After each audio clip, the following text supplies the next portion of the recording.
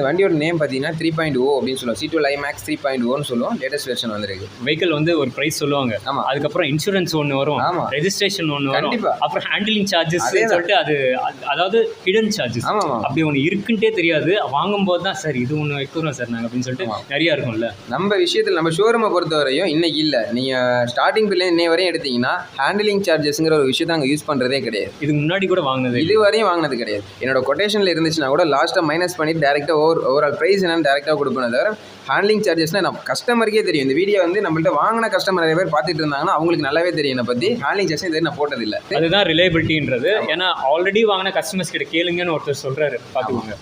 நம்ம ஷோரூமை பற்றி தெரியும், நம்ம கஸ்டமரை போய் டேரெக்டாகவே நீங்கள் கேட்டுக்கலாம். என்னை பற்றி தெரியும்னா நீங்கள் அவங்கள போய் பார்த்து கேட்டுக்கங்க. கஸ்டமருக்கு தகுந்த மாதிரியான ப்ரைஸ் இங்கே கொடுக்க மாட்டேன். ஒரே ஸ்டாண்டர்ட் ப்ரைஸ் தான். இவனா ஒரே ரொம்ப கராராக பேசுகிறாங்க அப்படிலாம் எதுவுமே கிடையாது. இருக்கிறத லாஸ்ட் ப்ரைஸ் நான் கொடுத்துட்டா நான் உங்கள்கிட்ட ஏன் வந்து பார்க்கிங் பண்ண போகிறேன். நிறைய பேர் கேட்பாங்க எனக்கு கொட்டேஷன் கொடுங்க அப்படிங்கும் போது நான் சொல்லுவேன் சரி ஓகே சார், எக்ஸ்ஷோரூம் ப்ரைஸோட நம்ம கம்மியாக நம்ம ஆண்ட்ராய்டு கொடுக்குறோம் அப்படிங்கிற பட்சம் டேரெக்டாக ப்ரைஸே நான் சொல்கிறாங்க. அவங்க வந்து ரொம்ப நேரம் யோசிப்பாங்க. ஏன் சார் யோசிக்கிறீங்கன்னா, இல்லை இன்றைக்கி ஒரு ப்ரைஸ் கொடுத்துட்டீங்க, இதுக்கு மேலே RDO நம்பர் பிளேட்டு இதுமாதிரி இன்சூரன்ஸ்னு போட்டு ஒரு அளவுக்கு கொண்டு வரீங்களே, எதுவுமே வேணாம், நான் சொன்ன ப்ரைஸை மட்டும் கொடுத்துட்டு வண்டி எடுத்துகிட்டு போங்க.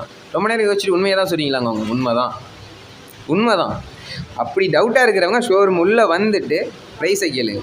இப்போது இந்த அத்தனை விஷயமும் வந்து நீங்கள் ஃப்ரீயாக கொடுக்குற மாதிரியா? ஆமாம், எக்ஸ்ட்ரா சார்ஜஸ் எதுவுமே கிடையாது. ஓகேவா, நான் இப்போ டேரெக்டாகவே உங்களுக்கு கொட்டேஷனை போட்டு இப்போயே உங்கள்கிட்ட வந்து நான் கொடுத்துட முடியும். அது வேணாம், கஸ்டமர் உள்ளே வரட்டும், இன்னும் இறங்கி அடிக்கிறேன், ப்ரைஸு கொடுக்க நான் ரெடி, செஞ்சு பார்த்துட வேண்டியதான். இதை பார்க்குற அத்தனை கஸ்டமருக்கும் நான் ஒரு விஷயம் சொல்கிறேன், இதை வந்து உங்கள் ஷோரூமாக நினச்சி வாங்க. மற்ற பிராண்டில் இருக்கிற மாதிரி தயங்கி மட்டும் உள்ளே வராதிங்க. எப்போ வேணாலும் வாங்க, வந்துட்டு உங்களுக்கு பிடிச்ச வண்டியை பாருங்கள், வண்டி ஓட்டி பாருங்கள். வண்டி ஓட்டி பார்த்தா வண்டி வாங்கணுங்கிற அவசியமே இல்லை. உங்களுக்கு பிடிச்ச வண்டி நீங்கள் எடுக்கலாம், கொஞ்சம் நாள் கழிச்சு கூட எடுக்கலாம். ஆனால் வந்து உள்ளே வந்து பாருங்கள். ஃபஸ்ட்டு இங்கே எப்படி நாங்கள் இருக்கிறோம், கஸ்டமர் ஹேண்ட்லிங் நாங்கள் எப்படி பண்ணுறோம், அதை பார்த்து கஸ்டமர் ஒவ்வொருத்தவங்களும் தெரிஞ்சுக்கணும்.